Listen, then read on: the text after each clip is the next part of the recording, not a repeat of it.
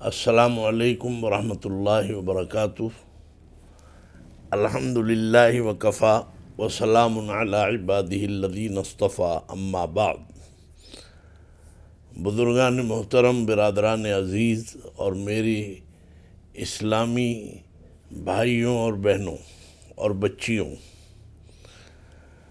حضرت مولانا اشرف علی تھانوی رحمۃ اللہ علیہ کے ملفوظات میں پڑھ کے سناتا ہوں، اور پھر اس کی جو تشریح مجھ سے ہو پاتی ہے، جو میں کر سکتا ہوں وہ میں کر دیا کرتا ہوں، اللہ کے بھروسے پر، ان باتوں کی روشنی میں کہ جو میرے علم میں ہیں، میری معلومات میں ہیں۔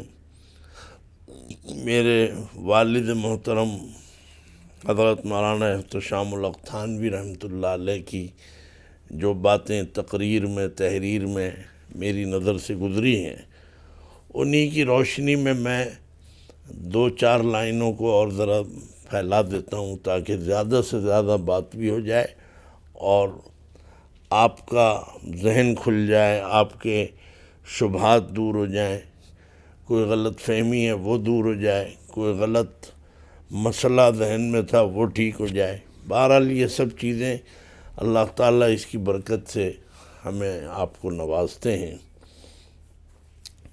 تو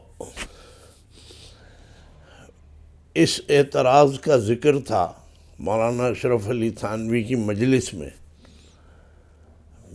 لوگ بیٹھے ہوئے تھے، تو ظاہر ہے کہ علماء کی مجلس میں لوگ بیٹھتے ہیں اور بیٹھنا چاہیے۔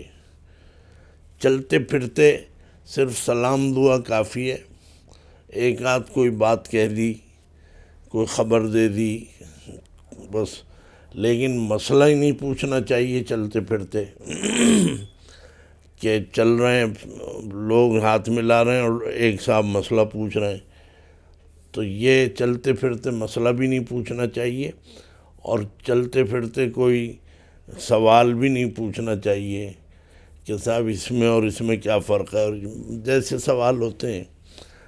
علماء سے آپ کو فائدہ جب پہنچے گا کہ جب آپ علماء کی مجلس میں بیٹھیں، کوئی عالم ان کا روز کا معمول ہو بیٹھنے کا، ظاہر ہے وہ گھر میں کوئی مطلب یہ کہ کوئی وقت ضائع نہیں کرتے، جب وہ بیٹھیں لوگوں کو پتہ ہے کہ اس وقت وہ بیٹھیں گے اور سب باتیں لوگ پوچھیں گے، اس کے وہ جوابات دیں گے، تو وہ وقت ہوتا ہے صحیح طور پہ کسی عالم سے فائدہ اٹھانے کا۔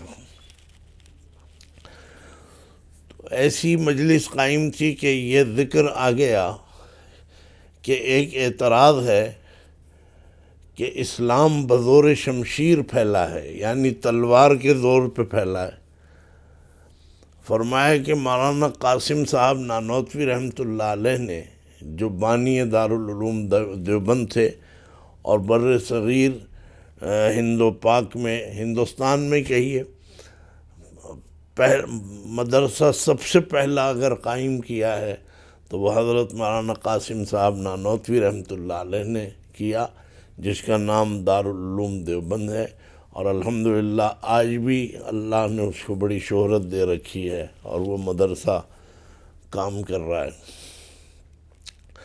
تو مولانا قاسم صاحب نے خوب لطیف جواب دیا تھا۔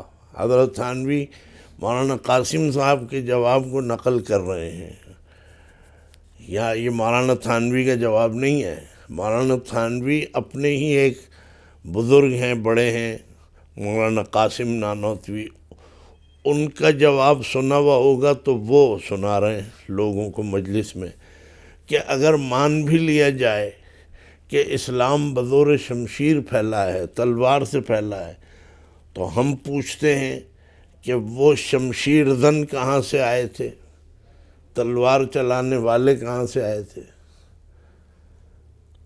کیونکہ ظاہر ہے کہ ایک دو شمشیر زن تو بزور شمشیر اسلام کو عالم میں پھیلا نہیں سکتے تھے، تو معلوم ہوا کہ شمشیر زنی اصل علت اشاعت اسلام کی نہیں، بلکہ اصل علت اور ہی ہے، جس سے گویا جس سے یہ شمشیر زن جو ہیں یہ جس سے شمشیر زن پیدا ہوئے، وہ حقیقت میں تو تائید حق ہے، اور ظاہری سبب حضور کے اخلاق ہیں صلی اللہ علیہ وسلم۔ یہ ملفوظ یہاں ہو گیا پورا۔ اب میں آپ کو اس سلسلے میں جو میری معلومات ہیں اس پر بتاؤں۔ ایک تو یہ ذہن میں رکھیے کہ یہ اعتراض یہ یورپ میں، اس زمانے میں امریکہ کی اتنی حیثیت نہیں تھی، نہ اس کا ذکر تھا۔ یورپ جو تھا وہ مرکز تھا مذہبی گویا لوگوں کا ایک طرح سے، اور اسلام اور دین اور شریعت اور مسلمان اور صحابہ اور حضور اکرم صلی اللہ علیہ وسلم کی شان میں جو کچھ بھی باتیں ہوتی تھیں وہ زیادہ تر یورپ میں ہوتی تھیں۔ یہ انگلینڈ وغیرہ سب اس میں شامل ہیں۔ تو وہ اعتراضات کرتے تھے، اور ان کا باقاعدہ ایک شعبہ تھا، مستشرقین کہلاتے ہیں یورپ کے، یعنی وہ لوگ کہ جو بڑے جن کو کہا جاتا ہے کہ یہ بہت ان کا مائنڈ بہت دور تک سوچتا ہے، یہ بڑی بڑی دور کی کوڑیاں لاتے ہیں۔ تو مستشرقین کا لفظ آپ نے کبھی سنا ہو، اب یہ نئی جنریشن کو تو پتہ نہیں، مجھے انگلش میں اتفاق سے اس کا اس وقت وہ ترجمہ نہیں آتا، ذہن میں نہیں ہے، لیکن بس یوں سمجھیے کہ مستشرقین جیسے یورپ کے بڑے پڑھے لکھے ویل نون، اور ان کے دماغ اور ذہن بڑے تازہ، تو انہوں نے یہ اعتراض کیا، یعنی اسلام اور شریعت اور حضور اکرم صلی اللہ علیہ وسلم کی شخصیت کو اور مسلمانوں کو ڈی گریڈ کرنے کے لیے انہوں نے اپنی قوم میں یہ بات بتائی کہ صاحب اسلام جو ہے یہ اگر پھیلا ہے تو یہ تو تلوار کے ذریعے پھیلا ہے، یعنی مطلب یہ کہ قتل و قتال کے ذریعے پھیلا ہے۔ نعوذ باللہ من ذالک، حضور اکرم صلی اللہ علیہ وسلم نے جو جہاد فرمائے، جن کو غزوات کہتے ہیں، تقریباً 48 غزوات میں شرکت فرمائی ہے حضور اکرم صلی اللہ علیہ وسلم نے، اور پھر آپ کے وصال کے بعد بھی صحابہ کے دور میں جنگیں ہوئیں۔ حضرت عمر فاروق رضی اللہ تعالی عنہ کے زمانے میں بڑی فتوحات ہوئیں، خلفائے راشدین کے زمانے میں۔ بہرحال تو وہ زمانہ تلواروں کا تھا، تلوار کے ذریعے لڑائی ہوتی تھی، جنگ ہوتی تھی، جیسے اس زمانے میں ٹینک اور توپوں کے ذریعے لڑائی ہوتی ہے، بلکہ اب تو اس سے بھی زیادہ ایڈوانس ہو گئے کہ بس کنٹرول روم میں بیٹھ کے بٹن دبایا اور میزائل چھوڑ دیا، اور صاحب وہ ڈرون حملے شروع ہو گئے۔ آج کی اسٹریٹجی بالکل بدل گئی۔ وہ تلواروں کا زمانہ تھا، مسلمان کے ہاتھ میں بھی تلوار ہوتی تھی اور کافروں کے ہاتھ میں بھی تلوار ہوتی تھی، یہ دو بدو لڑتے تھے۔ اور یہ بات میں اس میں شامل کر دوں، یہ جو آج کل بڑے دادا گیر بنے پھرتے ہیں اور بڑے ہیرو بنتے ہیں، اور کہیں گورنمنٹ نے بعضوں کو پکڑ رکھا ہے کہ جی اس پہ اتنے قتل ہیں، اس نے اتنے قتل کیے، یہ کلیشن کوف سے اور ٹی ٹی سے قتل کرنے والے انتہائی بزدل طبقہ ہے یہ۔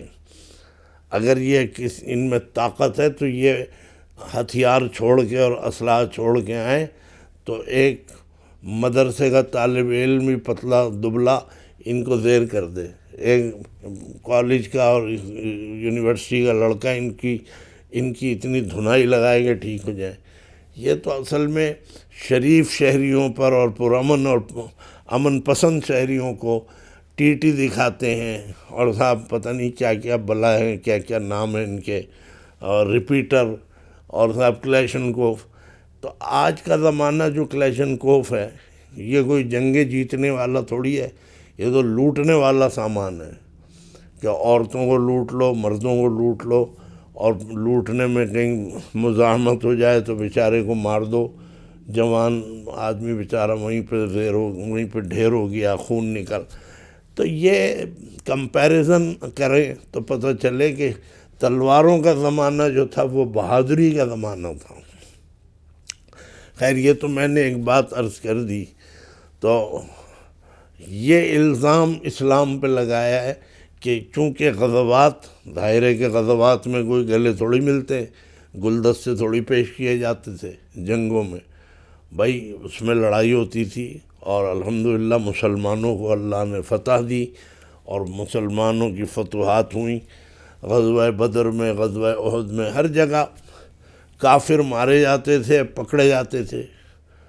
تو انہوں نے اس کو اس پیرائے میں لپیٹ کے کہ ہماری یہ نئی نسل جو ہے یہ گویا متاثر نہ ہو جائے، تو ان کو یہ بتایا گیا کہ یہ تو وائلیشن کے ذریعے سے اسلام پھیلا ہے، قتل و غارت گری کے ذریعے سے پھیلا ہے، تلوار کے ذریعے سے اسلام کو پھیلایا ہے۔ یہ یورپ کے مستشرقین اور جو اسلام کے تنقید کرنے والے یہ کہا کرتے تھے۔ تو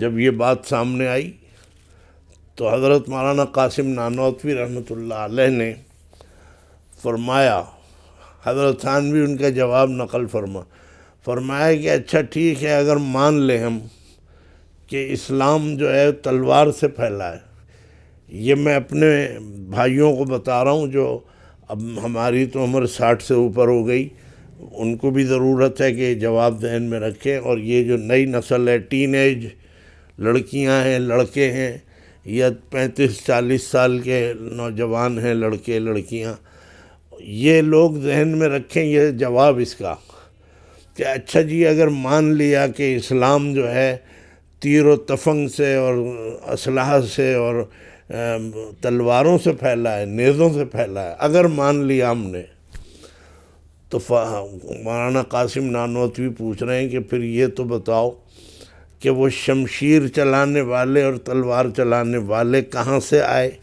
وہ کہاں سے پیدا ہوئے؟ بھائی یہ تو آپ کہہ رہے ہیں کہ تلوار سے، تو یہ تھوڑی ہے کہ تلوار رکھ دی اور اسلام پھیل گیا۔ بھائی تلوار کسی نے پکڑی ہے، کسی نے اٹھائی ہے، کسی نے چلائی ہے۔ آج بھی میوزیم میں جا کے ذرا دیکھیں ان تلواروں کا وزن کتنا ہے، ہم تو دیکھ کے حیران ہو جاتے ہیں کہ ہم ذرا سی چیز اٹھانے کے لیے ہم میں طاقت نہیں ہے، اور ان لوگوں نے تلواریں، بھاری بھاری تلواریں اٹھائیں، اور الحمدللہ انہوں نے مقابلہ کیا کافروں کا اور مشرکوں کا اور جو بھی۔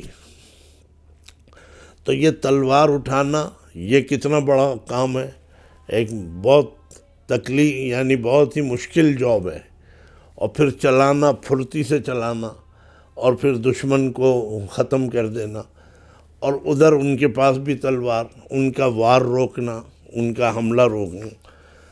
تو مولانا قاسم صاحب فرما رہے ہیں کہ یہ تو بتاؤ یہ شمشیر چلانے والے کہاں سے آئے؟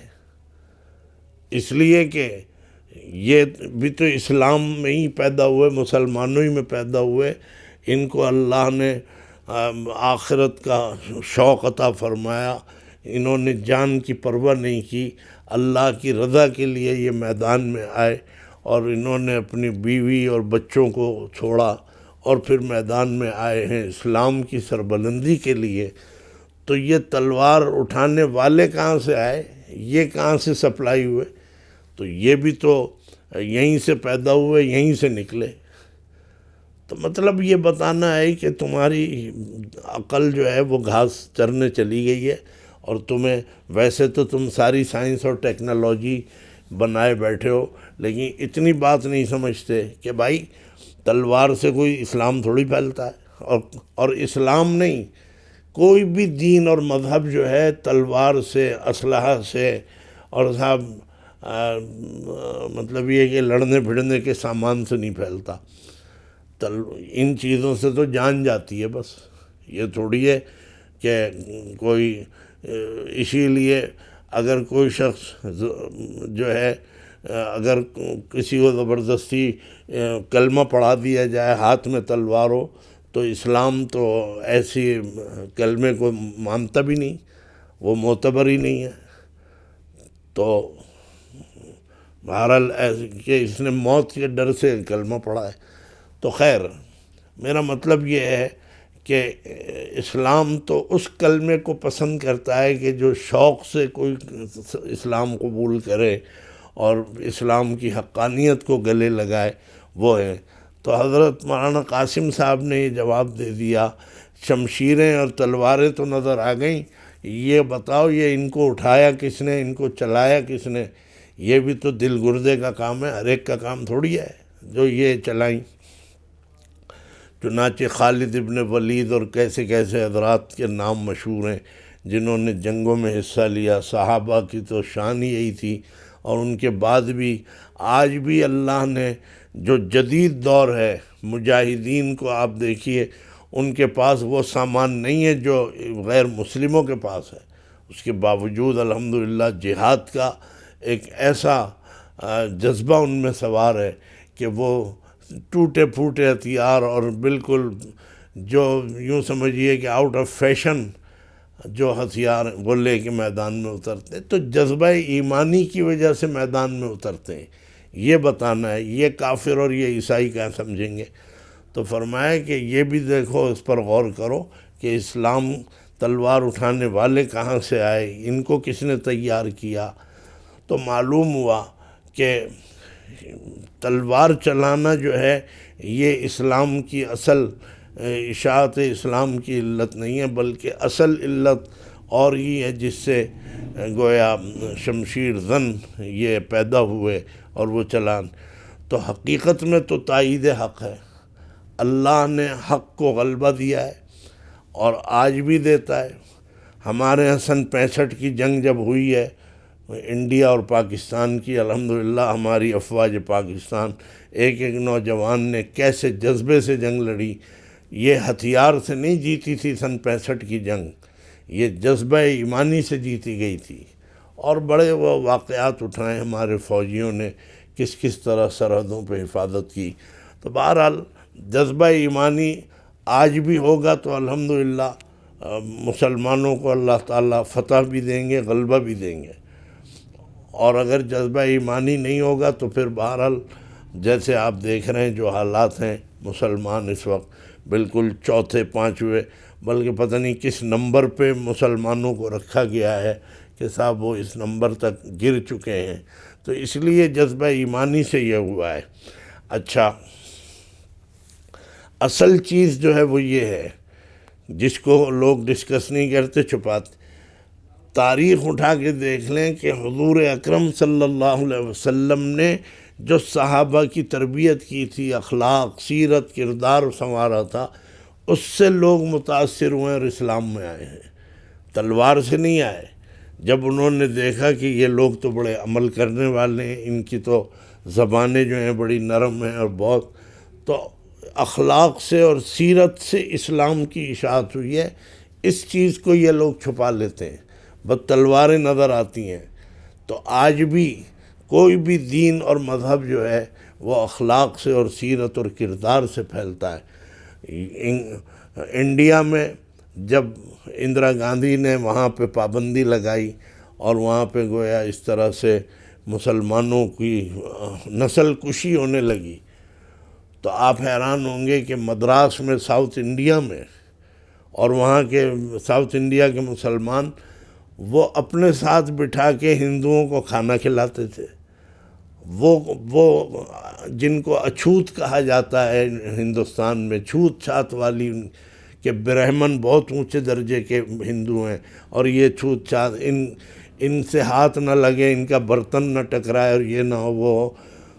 تو ان لوگوں کو بٹھا بٹھا کے انہوں نے جب کھانے کھلائے ساؤتھ انڈیا، جنوبی ہند میں، تو اس کا نتیجہ یہ ہوا کہ دھڑا دھڑ وہ مسلمان ہو گئے کہ ہمیں تو اپنے ہندو نہیں پوچھتے، اور یہ دیکھو مسلمان ہمیں کس طرح گلے لگا رہے۔ تو اندرا گاندھی نے پابندی لگا دی، اس کی بھی روک ٹوک کی کہ کوئی جو ہے مسلمانوں سے اس طرح نہ ملے۔ تو اخلاق سے اور سیرت اور کردار سے پھیلتا ہے۔ تو یہی وجہ ہے آج بھی عیسائیت پھیلانے کا جو طریقہ ہے وہ یہی ہے کہ گیو اینڈ ٹیک، کہتے ہیں صاحب ہم آپ کو پیسہ دیں گے، ہم آپ کو راشن دیں گے، ہم آپ کو یہ فیسیلیٹیٹ کریں گے، آپ عیسائیت میں آ جائیں۔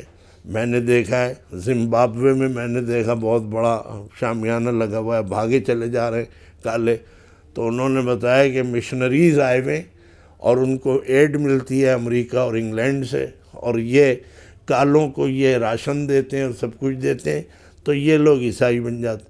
اسلام نے ایسا کوئی طرز نہیں اپنایا کہ ہم تمہیں پیسے دیں گے تم مسلمان ہو جاؤ، ہم تمہیں راشن دیں گے، ہم تمہیں گاڑی دیں گے، ہم تمہیں بنگلہ دیں گے، کچھ بھی نہیں۔ یہ رشوت والا اسلام جو ہے اللہ کے یہاں قبول نہیں ہوتا۔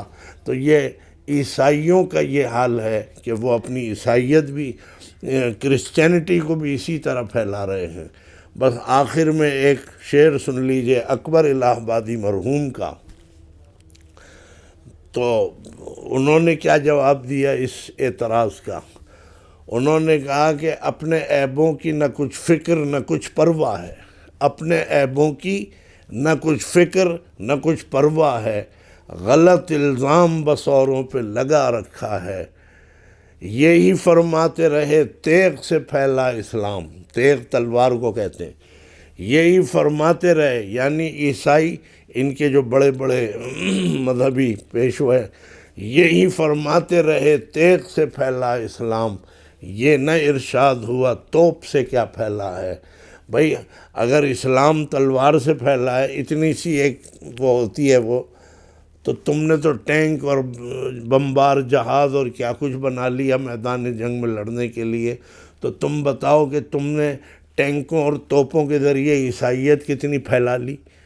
تو اس سے پتہ چلتا ہے کہ نہ اسلام پھیلتا ہے جنگ کے ذریعے، نہ عیسائیت۔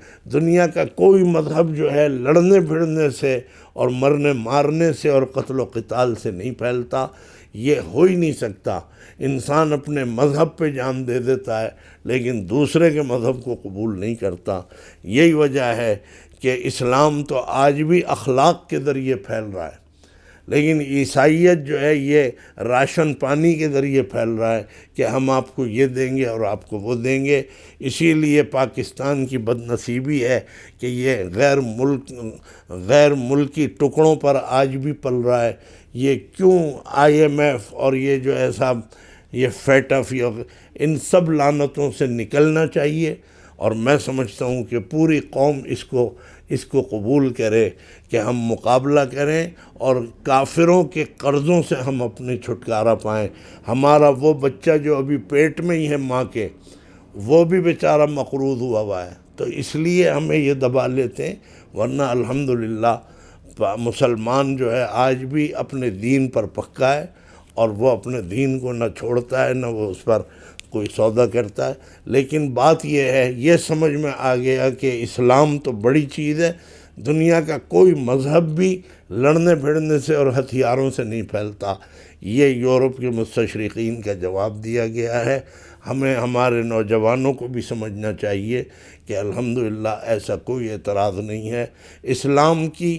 بس یہ بات اور کہہ دوں، پھر موقع نہیں ملے گا، یہ تک پروپیگنڈا کیا ہے مستشرقین نے ذہن بگاڑنے کے لیے اپنے قوم کو بھی، اور یہ ہمارے مسلمان نوجوانوں کو جو انگلینڈ اور سارے دنیا میں جا کے ٹھہر گئے ہیں، انہیں بیچاروں کو پتہ ہی نہیں کہ وہ کہتے ہیں کہ اسلام کی ڈیفینیشن کیا ہے۔ یورپ والے، ان کے جو بڑے پڑھے لکھے جس کو وہ لوگ ماسٹر مائنڈ کہتے ہیں، وہ کہتے ہیں کہ نعوذ باللہ، حضور اکرم صلی اللہ علیہ وسلم کا نام لے کے کہتے ہیں کہ پیغمبر اسلام نے دو چیزیں بس اپنی قوم کو دی ہیں، ایک یہ کہ تلوار لو اور گردنیں کاٹ دو جہاد کے نام پہ، اور دوسرے یہ ہے کہ شادی اور نکاحوں کے نام پہ عیاشیاں کرو۔ وہ جو 4 نکاحوں کی اجازت اللہ نے دی ہے اس کو عیاشی بتاتے ہیں، کہتے ہیں کہ عیاشی، نکاحوں کے نام پہ عیاشی اور قتل و قتال اور جہاد کے نام پہ قتل کرنا اور گردنیں مارنا، نعوذ باللہ، یہ ہے اسلام کا خلاصہ۔ یہ وہ لوگ پیش کرتے ہیں، حالانکہ ایسی بات نہیں ہے۔ اسلام نے جو بھی فیصلہ کیا ہے وہ فطرت کے مطابق کیا ہے، یہ اس طریقے کے الزام لگاتے ہیں۔ اس کا جواب بس دے دوں تاکہ آپ کی بات مکمل ہو سکے۔ اچھا، اسلام نے تو 4 کی اجازت دی ہے، کوئی پیچھے سے تحریک تو نہیں چلائی کہ کرو جلدی، دوسری بھی کرو، تیسری بھی کرو، چوتھی بھی کرو۔ کوئی ایسا کیمپ لگا ہوا نہیں ہے، کوئی ایسی پوچھ گچھ نہیں ہے، کوئی معلومات۔ جیسے آج کل ماسک کے اوپر جو ہے پولیس روکتی ہے، ماسک کیوں نہیں لگایا، آپ کسی شاپنگ مال میں نہیں جا سکتے، ماسک لگائیں۔ تو اس قسم کی کوئی پکڑ دھکڑ نہیں ہے کہ آپ نے 2 نکاح کیوں نہیں کیے، تیسرا کیوں نہیں کیا، چوتھا کیوں نہیں کیا۔ اجازت دی ہے اسلام نے، شریعت نے، اللہ نے، ہمیں تو اجازت دی ہے، پھر بھی 1 یا 2 پہ بس قناعت کر لیتے۔ آپ تو بتائیے آپ کیا کرتے ہیں؟ نکاح تو 1 کرتے ہیں قانونی، کہ 1 عورت سے زیادہ آپ نکاح نہیں کر سکتے، اور کتنی عورتیں جو ہیں وہ آپ کی گرل فرینڈ بنی ہوئی ہیں اور عورتوں کے بوائے فرینڈ بنے ہوئے ہیں۔ تو یہ ہم تو جائز اور حلال طریقے پہ کام کرتے ہیں۔ اگر عورت سے ہمیں کوئی کام لینا ہے تو بھئی نکاح کر کے اس کو اپنی گھر کی مالکہ بنا کے، اور تم تو کرائے پہ لا کے اور پیسے کھلا کے، بیوی ہے گھر میں، اس کے باوجود عیاشی تم لوگ کرتے ہو۔ اسلام نے عیاشی نہیں سکھائی ہے، اسلام نے تو ایک معاشرتی زندگی سکھائی ہے۔ بہرحال اب وقت نہیں ہے تو میں اسی پر اکتفا کرتا ہوں۔ اللہ تعالی ہم سب کو سوچنے اور سمجھنے کی توفیق عطا فرمائے۔ وآخر دعوانا ان الحمد للہ رب العالمین۔